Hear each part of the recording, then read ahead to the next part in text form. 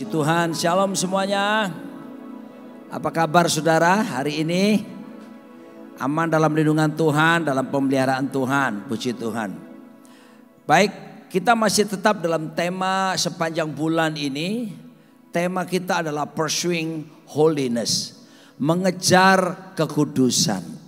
Saya percaya bahwa ini sebuah tema yang tidak main-main, sebuah tema yang sangat serius.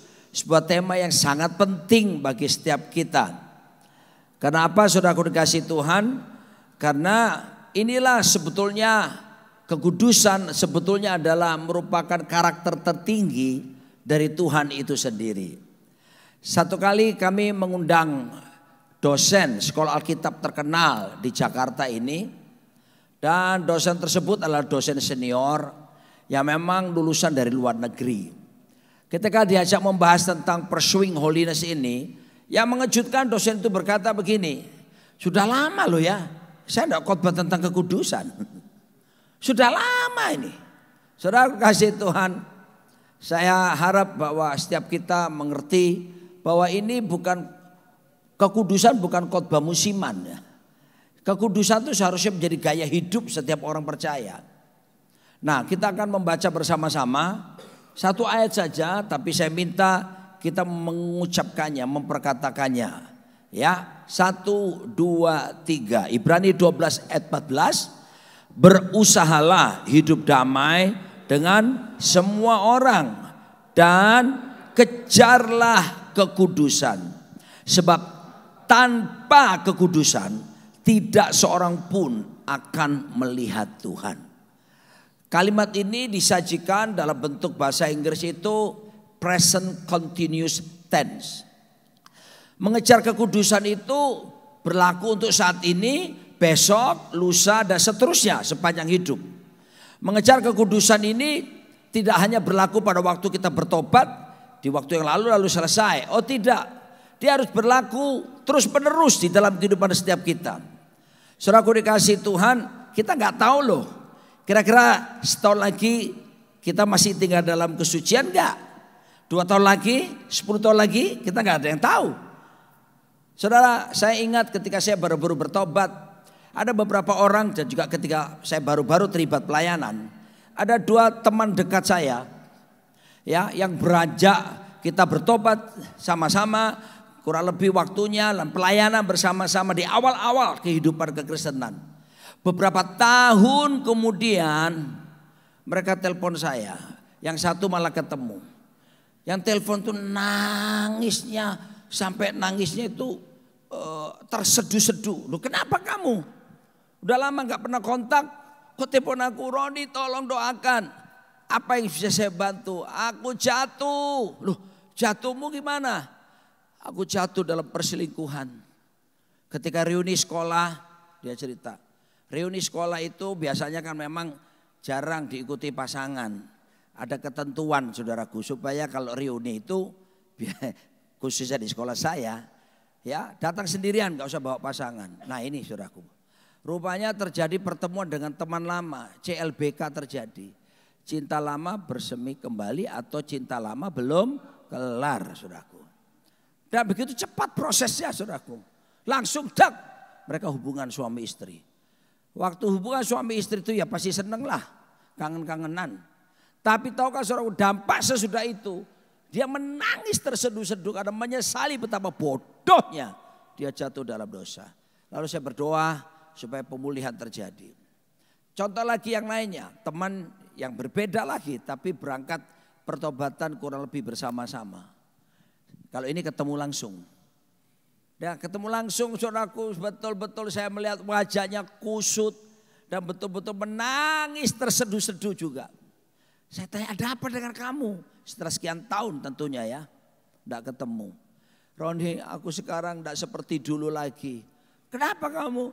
Aku jatuh dengan para pelacur. Saudaraku dikasih Tuhan mengerikan sekali waktu itu saya lihat kondisinya.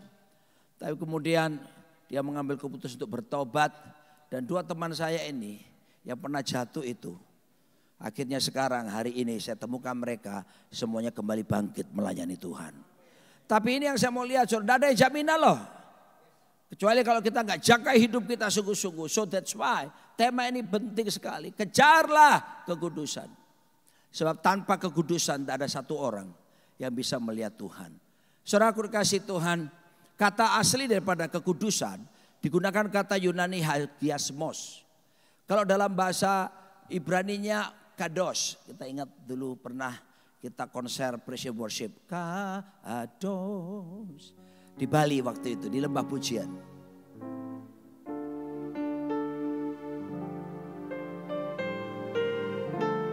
Kados. Kados. Kados. Adonai Elohim Sevaot. Kados, kudus, kudus, kudus.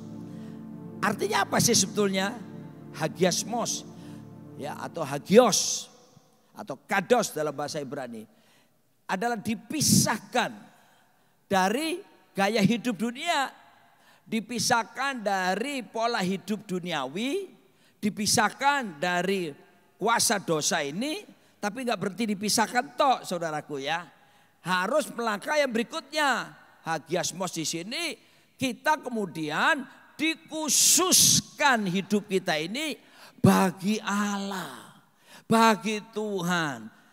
Tidak peduli kita siapapun.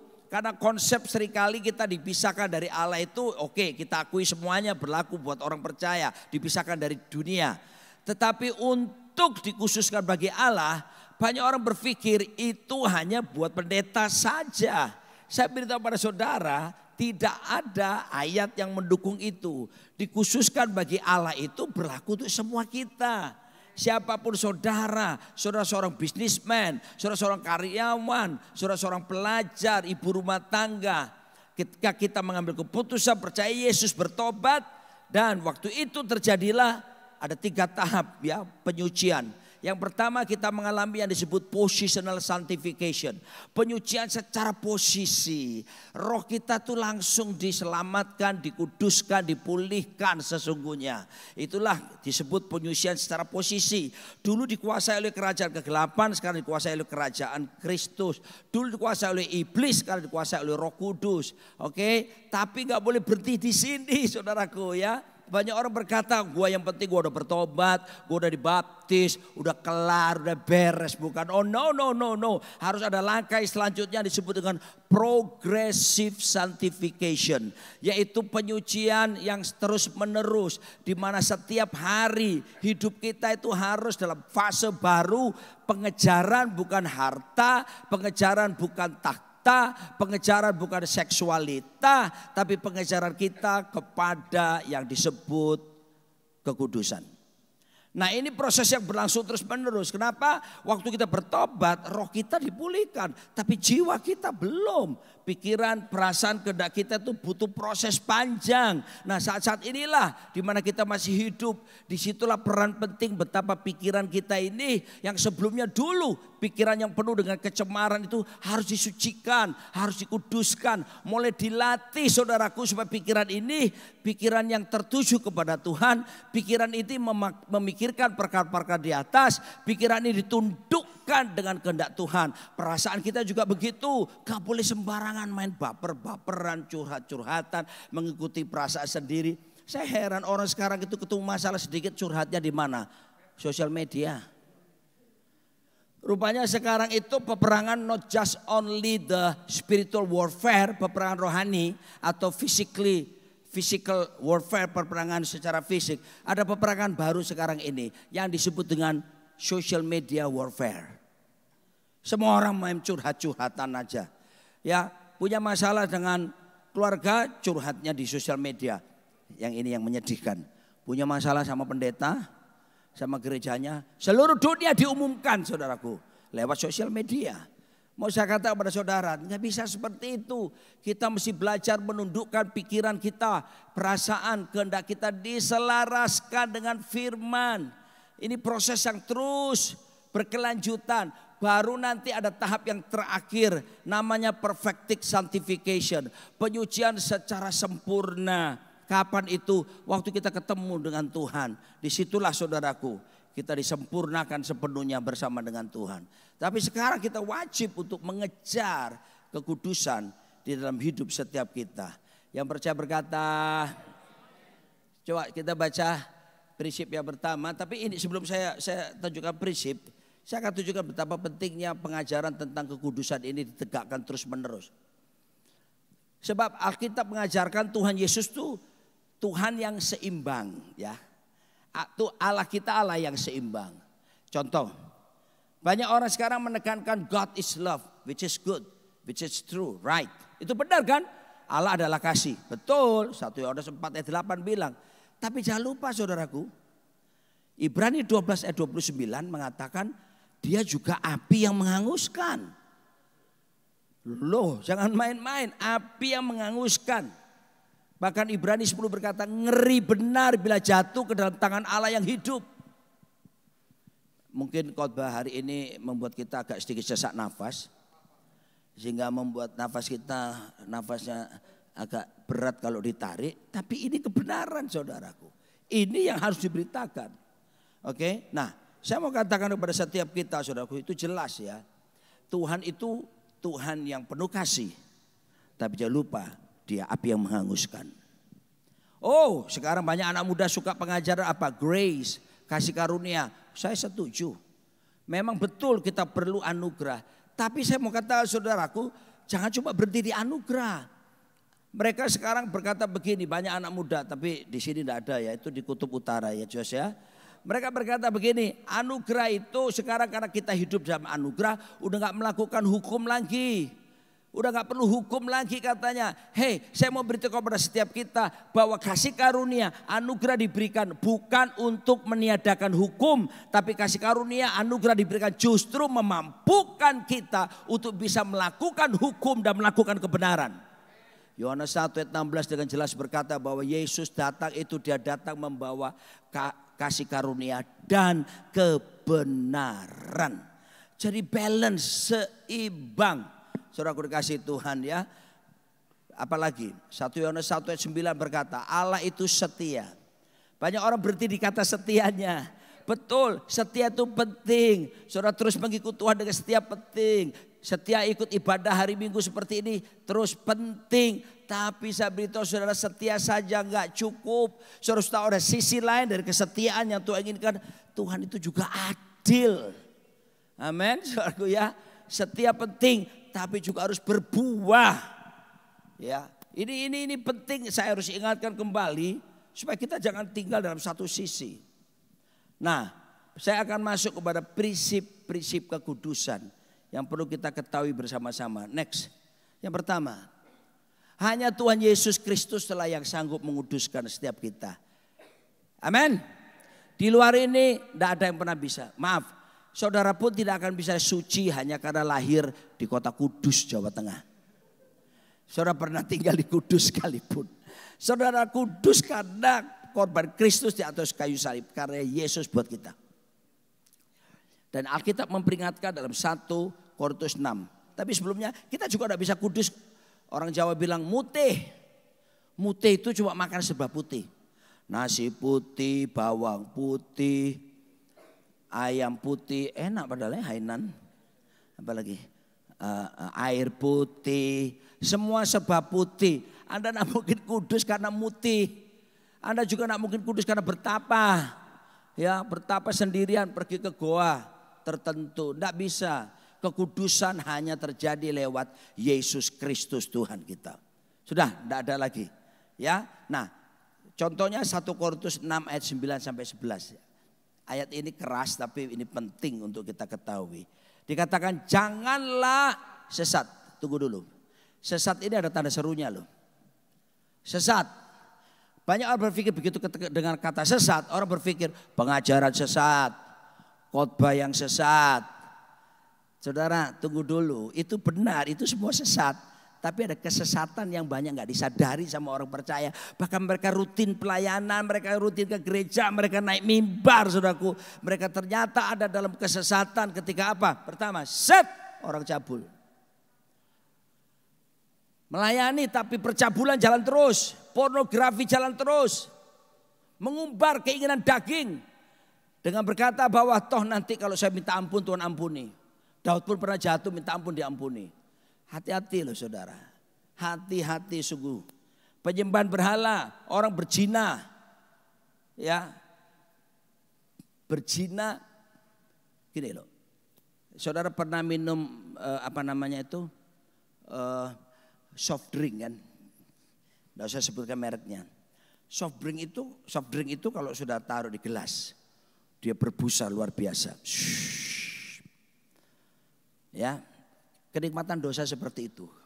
Ada gelora, rasanya kerenyang.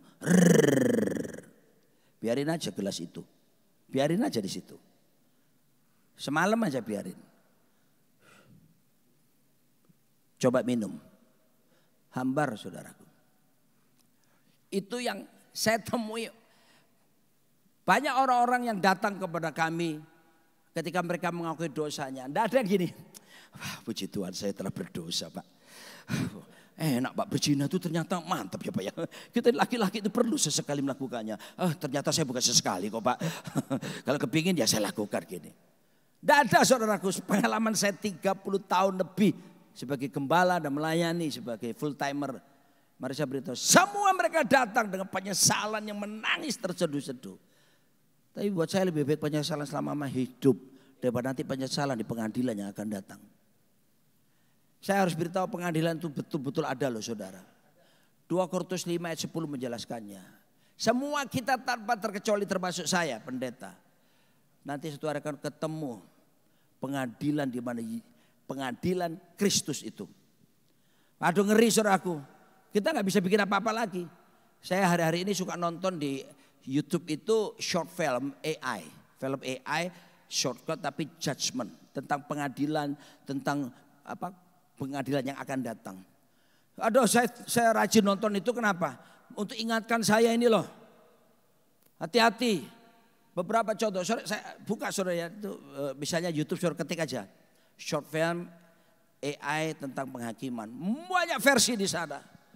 Pendeta, pemimpin pujian, pengusaha, apa semuanya. Wah itu semua satu-satu di situ saudara.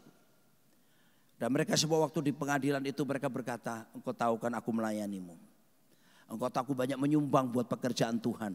Engkau tahu aku terlibat banyak hal. Terus Tuhan bilang gini, itu yang di depan mata. Mari aku tunjukkan kehidupanmu yang sesungguhnya di balik layar. Bam! Ketahuan semua. Direkam semuanya saudaraku. CCTV dunia terbatas. Nah mungkin orang taruh CCTV di toilet kan. Dan ternyata ada banyak orang perzina di toilet. Karena saya pernah melayani di kompleks segitiga emas ini. Ada puluhan persekutuan doa. Di mana pemimpin persekutuan doanya itu berkata kepada saya, tempat strategis buat mereka berselingkuh, WC kantor. Gratis dan tidak ada CCTV. Saudaraku, semua terbuka saudaraku. Hati-hati ya, ketika Anda buka HP sendirian di kamar. Ketika Anda ada istrimu, tidak ada suamimu, tidak ada anak-anakmu. Tempat yang tersembunyi, saya harap saudara ingat. Mata Tuhan melihat apa yang kau perbuat, baik yang baik, baik yang jahat. Maka sebab itulah jangan berbuat jahat. Tuhan melihat. Semua ketahuan sudah. Saya kemarin lihat di YouTube ada laki-laki perempuan, yang perempuan cantik, yang laki ganteng. Masuk ke toko-toko, yang laki pakai jas. Nyuri. Yang perempuan bergerak set, lalu dikasihkan sama yang laki set, yang laki kok pakai jas parlente. Tapi CCTV mengamati mereka. Waktu polisi datang ke rumah mereka, apa? Kenapa menuduh kami gimana sih? Pasangkan videonya, jebret. Terpaksa. Borgol bawa kantor polisi. Kalau menurut saya lebih baik sekarang diberlakukan begitu. Bisa bertobat. Daripada nanti pengadilannya akan datang. Saya lihat di film-film itu saudaraku. Mereka menangis selalu berkata, give me one chance. Tuhan bilang, sudah berkali-kali aku kasih tahu kamu selama kamu hidup. Tapi kamu menolak semuanya itu. Lalu dia bertanya, malaikat baca apakah ada tertulis di buku kehidupan. Ditulis, tidak ada namanya.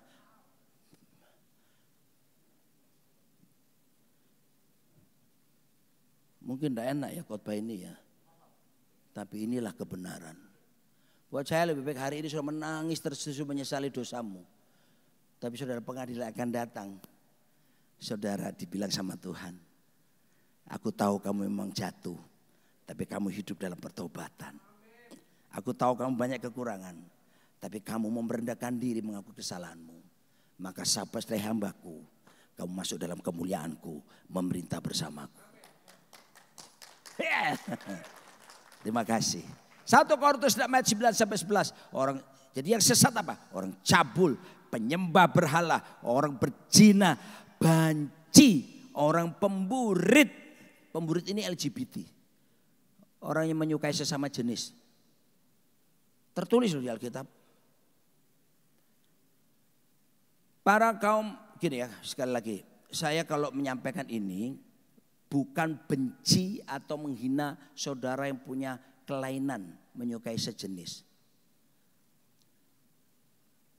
Yesus mencintai saudara, tapi yang kita mau habisi betul-betul tuh dosamu itu gitu loh.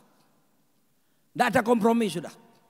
Lebih baik kamu sakit sekarang, tersinggung sekarang, daripada kamu tetap bertahan seperti itu dan kamu hilang selama-lamanya dalam perapian neraka yang menyala-nyala.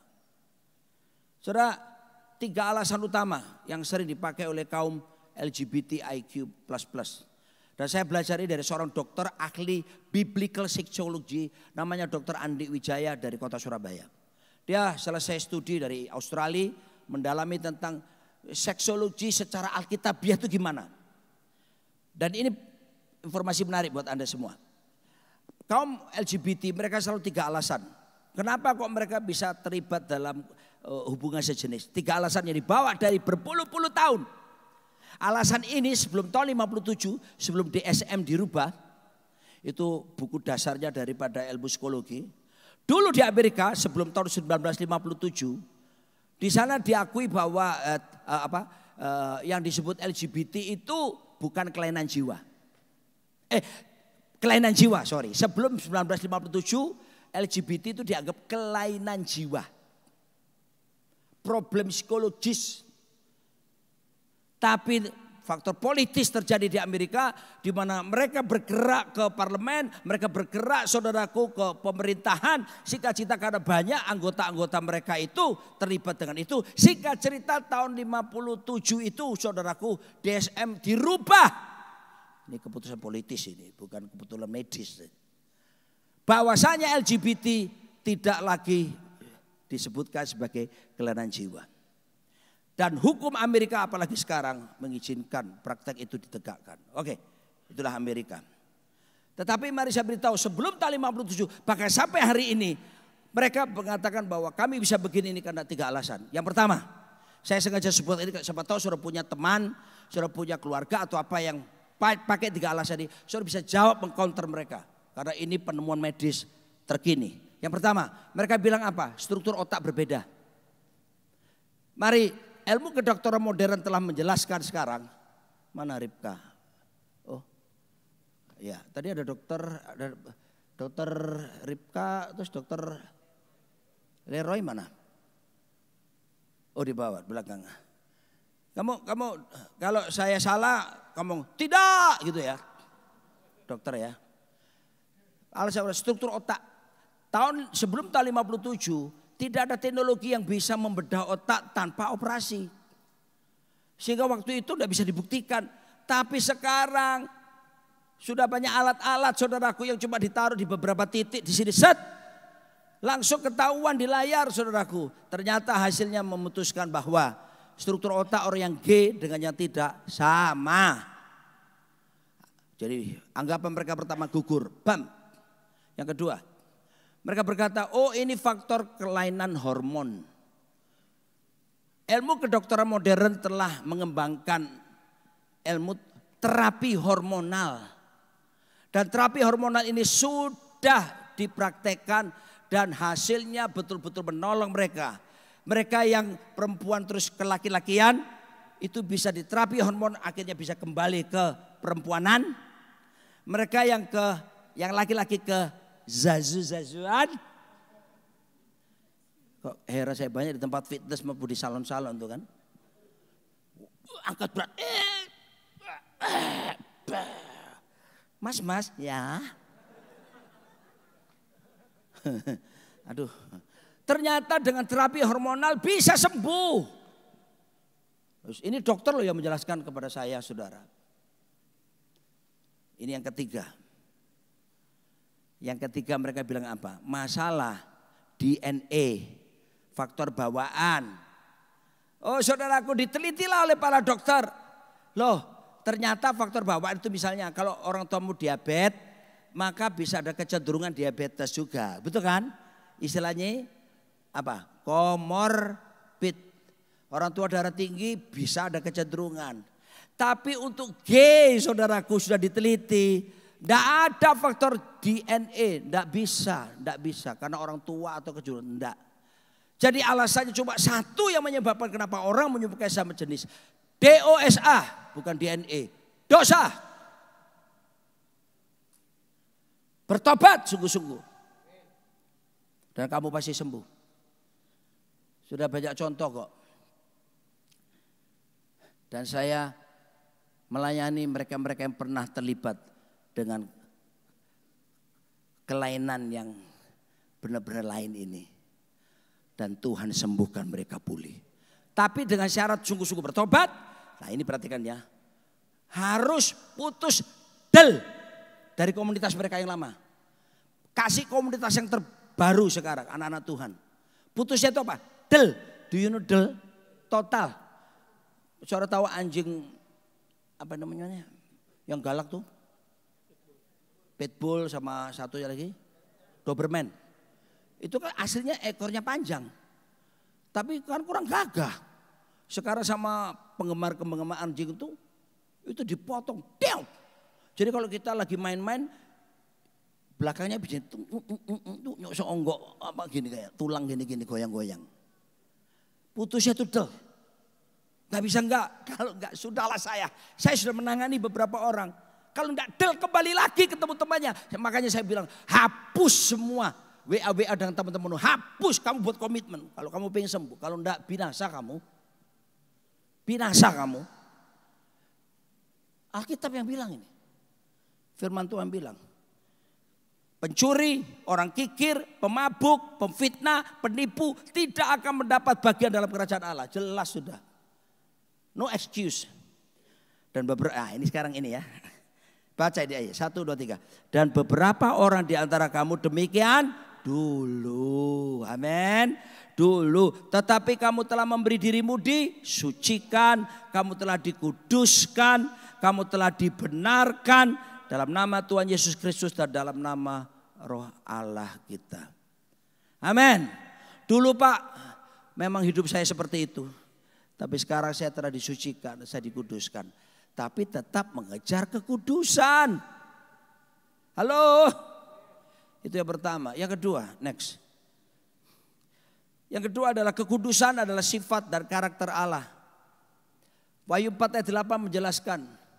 Bahkan saya baca di Yesaya pasal 6. Saya baca bukan penglihatan daripada siapa itu. Yeskiel. Setiap kali melihat penampakan makhluk surgawi, entah malaikat, entah serafim. Selalu orang-orang kudus Tuhan di Alkitab itu mereka melihat makhluk di takhta Tuhan, seputar takhta Tuhan itu. Kalau melihat kemuliaan Tuhan, kata ini yang diucapkan bahkan bukan cuma sekali pengucapannya. waktu diucapkan selalu 3 kali. Kudus, kuduslah,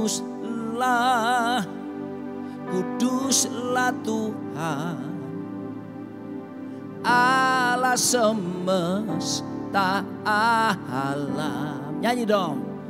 Kudus. Biasakan nyanyi kudus karena nanti ini akan terjadi buat kita masa depan. Kuduslah. Sorga bumi menyembahmu. Versi Amerika. Holy, holy, holy.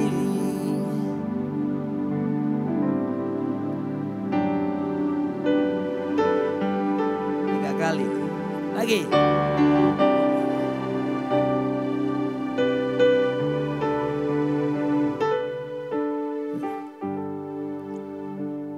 Kenapa? Karena kekudusan itu karakter tertinggi Tuhan. Saudaraku dikasih Tuhan. Hadir di persidangan biasa saja. Timbul rasa tegang. Ngalami Jos? Apakah waktu kita mau disidang? Asik, asik, asik. Kenapa? Kenapa mau kemana? Persidangan. Apatah lagi kalau sudah tulisan putusan akhir. Yang bersifat ingkrah. Ya kan? 3 pernah ngalami ya. 9 tahun. 7 tahun. 7. Ketawa-ketawa enggak hari itu? Kencing celana.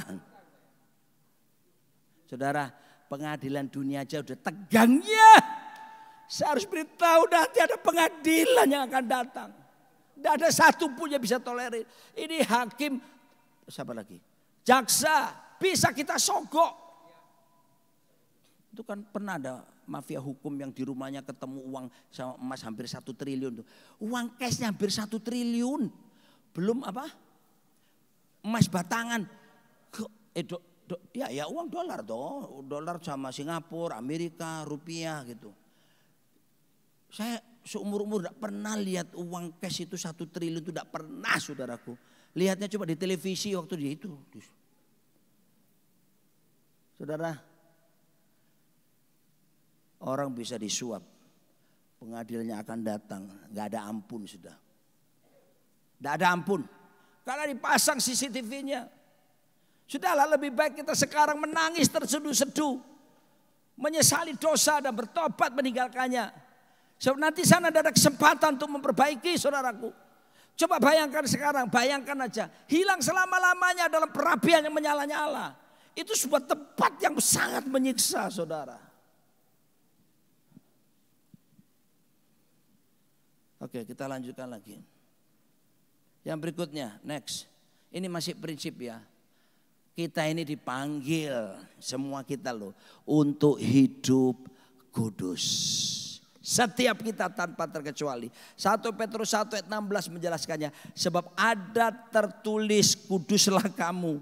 Sebab aku kudus. Saudara aku dikasih Tuhan.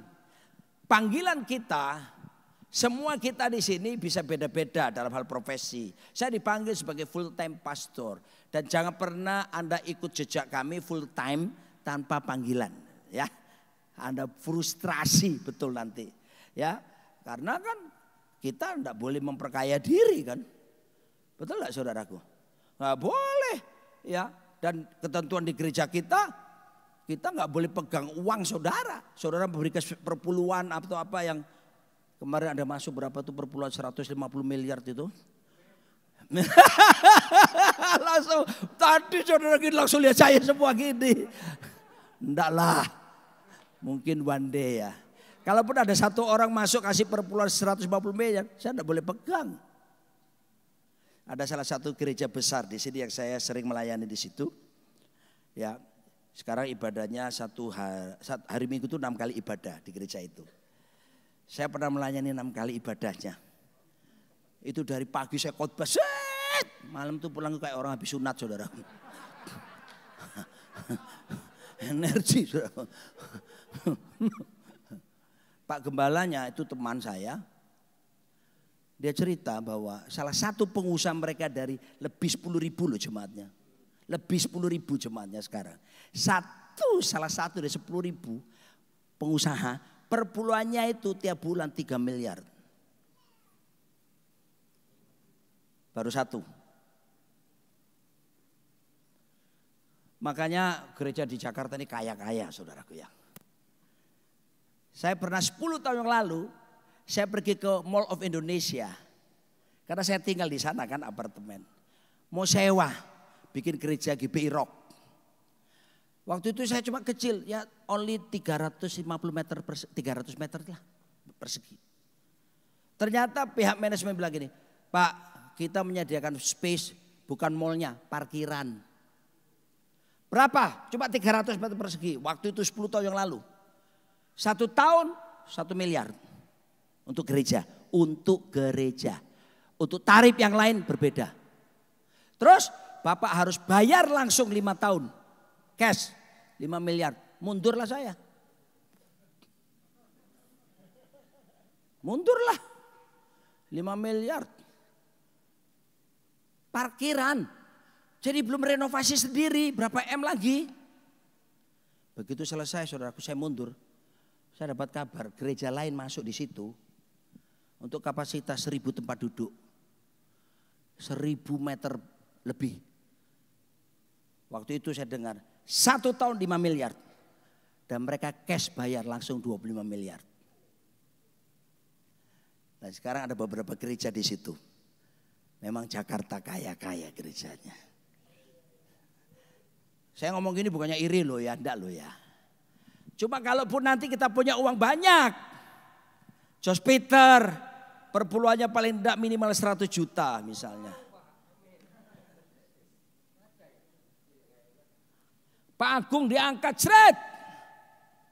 Menjadi the head of his office seluruh Indonesia. Perpuluhan misalnya Cepet Tio bisa. Dan kemudian masuklah saya dari bendara. Karena aku tidak bisa monitor sendiri. Ini loh banyak bendara ini nih. Saudara tahu persis saya tidak ada kontrol. Tidak perpuluhan di gereja kita. Sama sekali. Magda kasih kabar. Puji Tuhan Pak. Masuk total perpuluhan bulan ini. Misalnya JRC ini ya. 10 miliar. 10 miliar aja. Total ya total semuanya.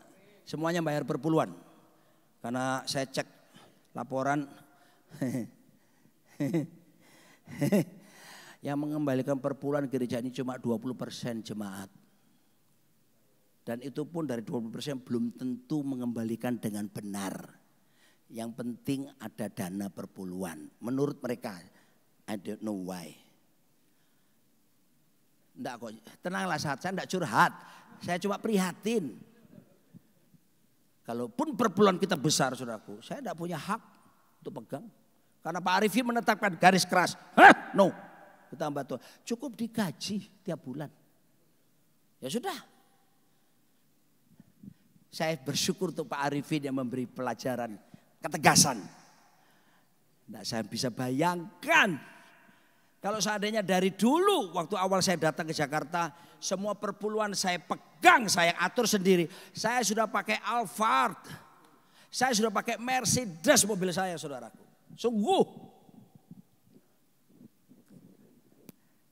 Ya, tapi itu penting buat saya, menolong saya. Waduh saya terima kasih Pak Arifin. Supaya saya fokusnya hanya Yesus. Jadi kalau sahat tidak ada panggilan full time jangan ikut ya. Jos kalau tidak ada panggilan full time jangan. Tapi saya beritahu Anda mungkin tidak dipanggil full time. Tapi panggilan kita semua sama. Dipanggil untuk hidup kudus. Tanpa terkecuali. Tanpa terkecuali. Mari kita ikuti panggilan ini. Dan tentunya bukan kekuatan kita. Biarlah anugerah Tuhan yang memampukan kita. Yang keempat, saya sudah mau selesai. Next. Prinsip yang keempat. Mengejar kekudusan adalah bagian dari ibadah sejati dan transformasi kehidupan. Saudara, jadi ini ya saya baca ini ya. Roma 12 ayat 1. Atau kita baca sama-sama ya. Beberapa kita kalau sudah mulai enggak.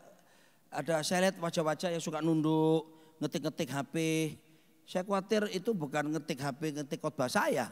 Tapi saudara sedang WA dengan orang lain di luar sana. Please pay attention, ya tolong minta waktu ya. Sudahlah, dengerin kebenaran firman Tuhan ini ya. Kita baca 1, 2 ayat ini, 1, 2, 3. Karena itu saudara-saudara, demi kemurahan Allah aku menasihatkan kamu supaya kamu mempersembahkan tubuhmu sebagai persembahan yang hidup, yang kudus dan yang berkenan kepada Allah. Katakan, itu adalah ibadahmu yang sejati. Lanjut 2. Janganlah kamu menjadi serupa dengan dunia ini, tetapi berubahlah oleh pembaharuan budimu sehingga kamu dapat membedakan manakah kehendak Allah, apa yang baik, yang berkenan kepada Allah dan yang sempurna. Saudara, jadi kalau ada ibadah sejati berarti ada ibadah palsu kan?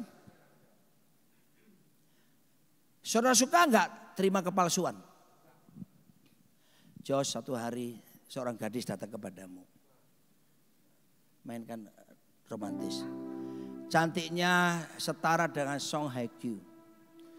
Pemain drakor yang cantik itu. Loh, banyak nggak tahu Song Hye Kyo. Wah, saudara terlalu banyak di menara doa. Saudara semangat. Cantiknya kurang lebih sama dengan Park. Bukan parkiran. Kemarin saya ingat kok sekarang lupa, enggak penting. Siapa sayang? Park siapa? Pura-pura enggak mau jawab, kamu yang kasih tahu aku namanya kok. Terus dia datang kepadamu, Jos, aku udah simpan pendam lama sekali.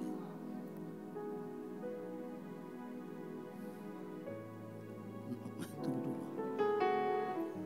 Kan cewek sekarang kan berani. Kalau dulu zaman saya masih muda dulu yang mengungkapkan cinta itu mestinya laki-laki. Kalau sekarang sudah enggak. Sekarang banyak cewek yang nabrak saudaraku ya. Jos. Terus dia bilang sama kamu. Aku cinta kepadamu. Aku rindu dipelukmu. Ternyata Jos, dia punya kekasih di Amerika juga. Sudah pernah kayak gitu. Kenapa? Karena dia butuh teman di Indonesia, dia sendiri, dia biasa sama cowoknya udah ke luar negeri. Ada yang gitu kan, saudaraku ya. Oke, terluka nggak kamu?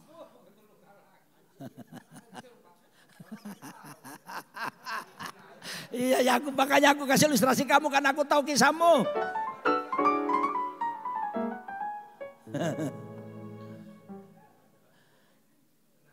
Saya ingat waktu saya belum bertobat, SMP, come on Magda. Aku berhasil memacari 2 cewek sekaligus. Dan satu cewek dengan cewek yang satunya berbeda sekolah. Walaupun pendek, bayangin saya SMP udah kurus sekali lebih pendek dari ini. Kok yang mau dua-duanya? Saya harus bagi waktu untuk bisa apel di dua-duanya ini. Di 2 sekolah yang berbeda. Aku masih SMP, sekolah celana pendek. Saya tidak bisa bayangkan ketika cewek-cewek SMP tadi tahu bahwa saya punya pacar 2. Mereka ngajak minum kopi dan dicampur sianida. Gak ada ampun. Betul enggak? Saya bersyukur satu kali, saya terharu sekali. Ada seorang memberikan saya bingkisan. Dia pulang dari luar negeri. Saya terimalah bingkisan itu. Saya buka jam tangan terkenal. Waktu itu, kalau mungkin sekarang sudah banyak lebih tinggi merek, lebih mahal. Rolex. Gold, warna gold. Orang bilang sama saya, salah satu tanda jam tangan Rolex asli itu Bapak pegang beratnya. Itu berat sekali asli Pak. Ya ringan-ringan itu Hong Kong atau mana China. Berat sekali. Langsung saya pakai ibadah seperti ini. Saudara kan biasa, saya duduk paling depan saudara. Waduh saudaraku, saya rajin angkat tangan saudara. Betul, saya rajin angkat tangan. Rolex. Ya kan? Jemaat memperhatikan, Pak, jam tangan baru ya, berkat Tuhan. Saya bilang gitu. Saya bangga, saya senang sekali. Tiap hari saya pakai jam tangan Rolex itu. Nah, jadi kalau mau lihat jam kan biasa kita kalau lihat jam itu kan gini. Kalau itu lain. Jadi ada tekniknya saudara. Sebulan kemudian warnanya memudar. Loh, warna emasnya yang cerah itu tidak, kok orang Surabaya bilang luntur. Loh, lalu saya pergilah ke pekerja gereja yang memang orang jemaat orang kaya. Ini kisah di Mataram. Dia pengusaha kaya di sana yang memang pakai jam tangan Rolex. Saya bilang, namanya Pak Ayui. Pak Ayui, kenapa Pak Roni? Orang sana kan kayaknya gitu ngomong. Pak, ini saya kan dapat berkat dari teman. Dia dari luar negeri. Dia bawa saya oleh jam. Iya kan Pak Roni, saya tahu Pak Roni pakai Rolex. Pak, tapi warnanya kenapa berubah ya Pak gini? Saya buka dilihat sama dia, diputer gini. Pak Roni, ini Rolex palsu.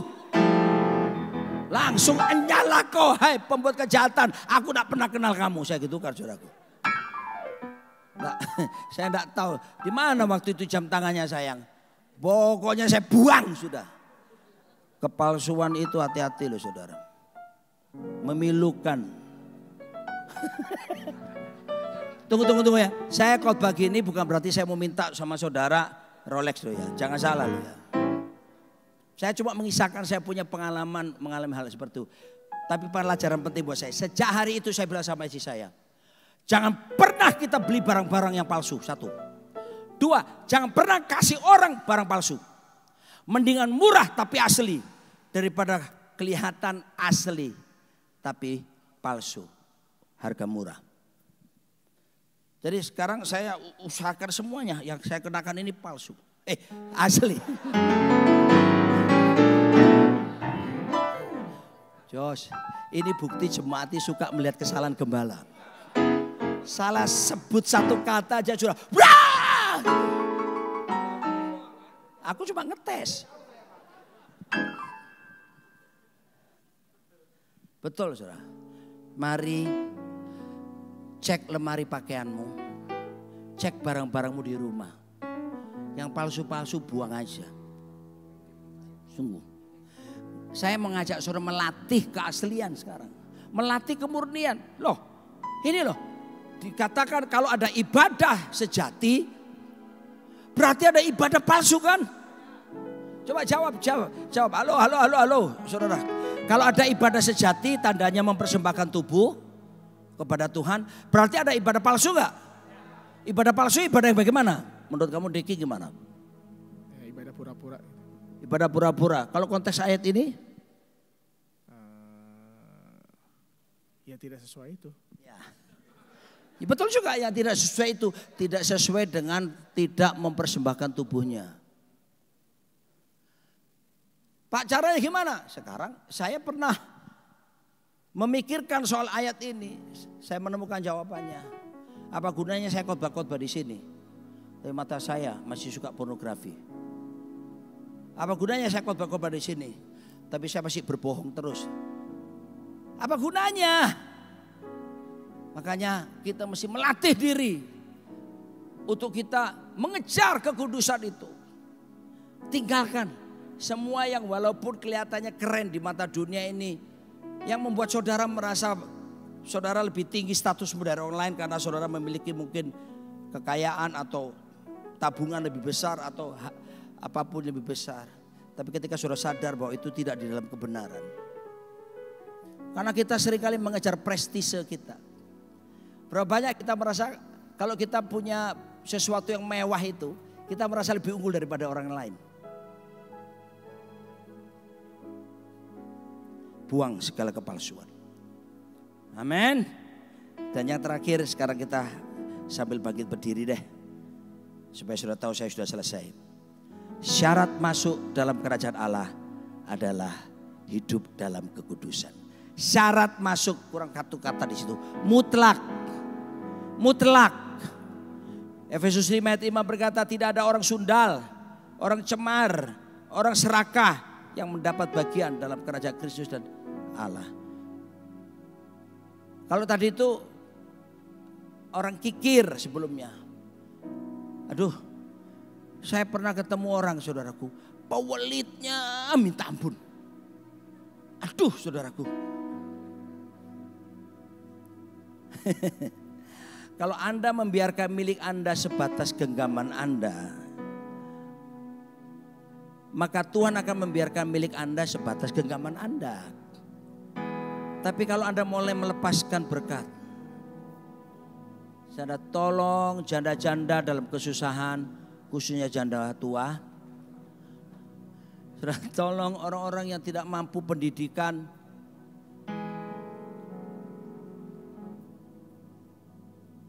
Saya berapa hari lalu ketika saya ulang tahun, sorry ya ulang tahun kemarin saya tidak di sini, saya di Mataram Pulau Lombok minggu lalu. Saya dikirimi foto dari Papua, Paniai. Ibu Mei kirim saya foto sambil berkata, terima kasih Pak Roni, selamat ulang tahun, terima kasih. Dia kirimkan foto di mana saya sedang menatap anak Papua asli yang baca Alkitab. Dan saya di bawah duduk begini, lalu anak itu di situ. Rupanya ada yang ngejepretin, sehingga cara saya memandang anak Papua itu dapat terlihat jelas. Saya simpan. Kenapa Bu Mei kirim saudaraku? Akibat apa yang kita lakukan dari JRC salah satunya. Anak-anak Papua 620 orang bisa dikasih makan. Anak-anak miskin. Beberapa mereka bisa kita sekolahkan gratis karena kita bangun sekolah sekarang. Kita pernah kumpul dana di sini sehingga kita bisa beli tanah. Dan kita mulai belajar memberkati orang-orang miskin yang ada di Papua. Saudara, tahu enggak saudara? Itu waktu saya dikirimi foto, buat saya itu kado yang terbaik. Saya ulang tahun minggu lalu. Kenapa saudaraku? Saya bersyukur Tuhan, terima kasih. Diberi hati untuk orang miskin. Dan terima kasih pula buat saudara yang mau terlibat pelayanan di penjara, di lapas. Banyak hal yang kita bisa lakukan saudaraku. Sebab kerajaan Allah bukan soal makanan minuman, tapi soal kebenaran, damai sejahtera, sukacita dan Roh Kudus. 1 menit saya jelaskan. Kerajaan Allah itu soal kebenaran. Kebenaran ada dua dalam bahasa Yunaninya. Pertama, di kayu sune. Kedua, aletheia. Di kayu sune itu kebenaran posisi. Nih, cek posisimu harus tiap hari benar di mata Tuhan. Cek, jangan sampai keluar sedikit pun. Cek. Yang kedua, kebenaran dalam arti kata relasi. Cek hubungan kita sama Tuhan. Saya percaya kalau kita lekat sama Tuhan, dosa itu jadi kita sensitif kepada dosa.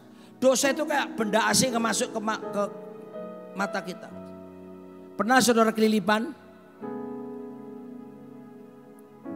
Saya pernah di Mataram, ingat saya waktu awal-awal kita di Mataram kita naik motor. Kita ke rumah jemaat besok-besok kita naik motor, kamu dalam goncenganku. Saya tidak punya mobil. PDP, pendeta pembantu alias pendapatan pas-pasan. Jadi kita berdua naik motor. Dan motor pun pinjam. Sungguh saya nikahi dia, thank you sayang. Aku tidak punya mobil, motor pun tidak punya, tapi dia mau. Ranjang morin dibelikan sama jemaat. TV dikasih sama jemaat. Itu yang saya alami. Pergilah kami berdua besok jemaat. Sepanjang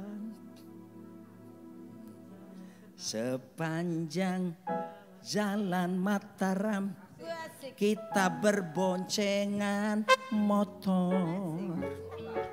Apa yang terjadi? Pas di Mataram itu banyak Cidomo. Cidomo itu ya, Cidomo kata Cikar, Dokar, Bemo. Nah itu kan kudanya itu kadang-kala di sembarang tempat kan. Maksudnya dia bilang bos toilet, gak bisa kan. Jadi beberapa nya itu jatuh di jalan mengering. Nah waktu mengering itu ada yang terbang. Dit, jatuh di mata saya. Saya enggak kacamata seperti ini sekarang. Tuh langsung saya berhenti motor saya. Saya enggak begini. Enak juga ya Nik ya. Aduh asik loh Nik. Kelilipan ini pengalaman tersendiri deh ya.